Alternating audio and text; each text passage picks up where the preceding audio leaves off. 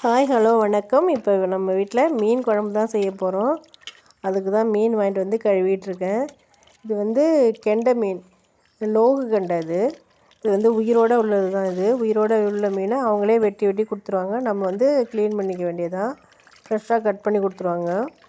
மீன் பாருங்கள், எப்படி பார்க்கும்போது எவ்வளோ ஃப்ரெஷ்ஷாக சூப்பராக இருக்குன்னு. இது மண் சட்டியில் போட்டு நல்லா உப்பு போட்டு உரசினிங்கன்னா சூப்பராக இருக்கும். நான் அப்படி தான் உப்பு போட்டு உரசி கழுவிட்டுருக்கேன். இப்போ இது நல்லா க்ளீன் பண்ணிவிட்டு நல்லா 3 தடவை 4 தடவை கழுவணும். மண்டையெல்லாம் நல்லா கையை விட்டு கழுவி எடுத்துகிட்டு அப்புறம் நம்ம மசாலா போட்டு வறுக்கணும், குழம்பு வைக்கணும்.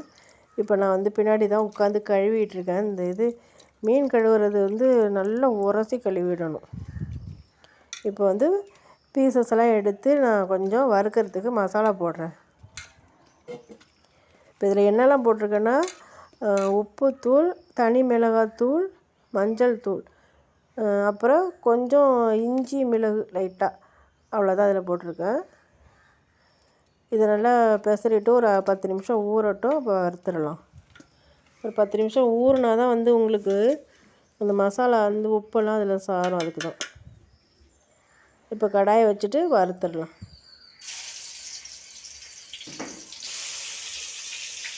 கடாயில் ஓரளவு எண்ணெய், ஒரு அரை பீஸ் முழுகிற அளவுக்கு எண்ணெய் வச்சா போதும். ஃபுல்லாகவும் வைக்க தேவையில்ல. ஆனால் எண்ணெய் இல்லாமல் தோசைகள்லேயே சில பேர் வறுக்கிறாங்க. நான் வந்து இப்படி தான் வறுப்பேன். கொஞ்சம் எண்ணெய் வச்சு தான் அதில் போட்டு எடுப்பேன். நல்லா முருகலாக வறுந்து வந்துடும். இந்த மாதிரி வறுத்தா தான் எங்களுக்கு பிடிக்கும். எண்ணெய் நம்ம தோசைகளில் வறுக்கிறப்போ அது நிறைய எண்ணெயை உருகிற மாதிரி தெரியுது. அந்த எண்ணெய் அதுலேயே இருக்குது, ஃபில்ட்ராகி வராமல். நம்ம இப்படி வறுத்தோன்னா ஓரளவு ஃபில்ட்ராகி வந்துடுது. அதுக்காக தான் நான் இந்த மாதிரி கொஞ்சம் எண்ணெய் வச்சுட்டு வறுக்கிறது.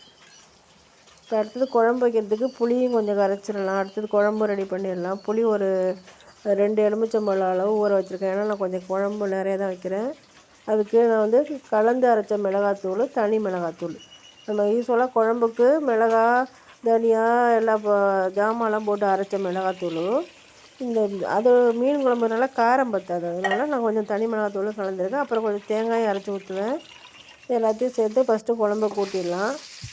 கூட்டி ஒரு பக்கம் வச்சுட்டு மீனை ஃபுல்லாக வறுத்துட்டு, நான் அந்த மீன் வறுத்துட்டு அந்த எண்ணெயிலே தான் இன்றைக்கி நான் தாளிக்க போகிறேன். ஏன்னா நான் மீதி எண்ணெய் வச்சுட்டு போனேன்னா எனக்கு வீணாக போயிடாது.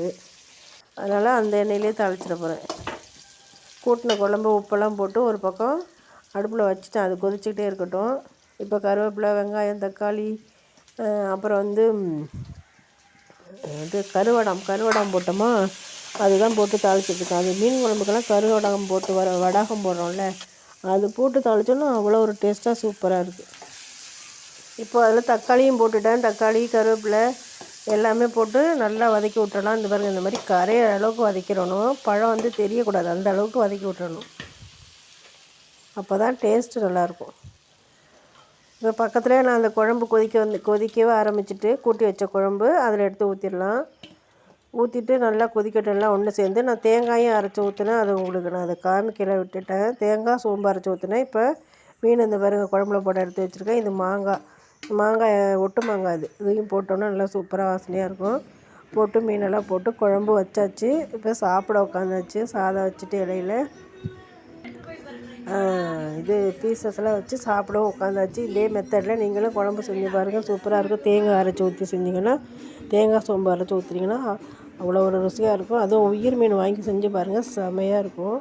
கெண்டை மீன் அதை விட இன்னும் விரால் மீன் கிடச்சா அதை விட சூப்பராக இருக்கும். இதே மெத்தடில் நீங்களும் செஞ்சு பாருங்கள். என்னோடய வீடியோ பிடிச்சா லைக் பண்ணுங்கள், ஷேர் பண்ணுங்கள், கமெண்ட் பண்ணுங்கள். என்னோடய சேனலை சப்ஸ்கிரைப் பண்ணி வச்சுக்கோங்க. வீடியோ பார்க்குற எல்லாேருக்கும் ரொம்ப ரொம்ப ரொம்ப நன்றி. எல்லாருமே என்னோடய சேனலுக்கு சப்போர்ட் பண்ணுங்கள் ஃப்ரெண்ட்ஸ்.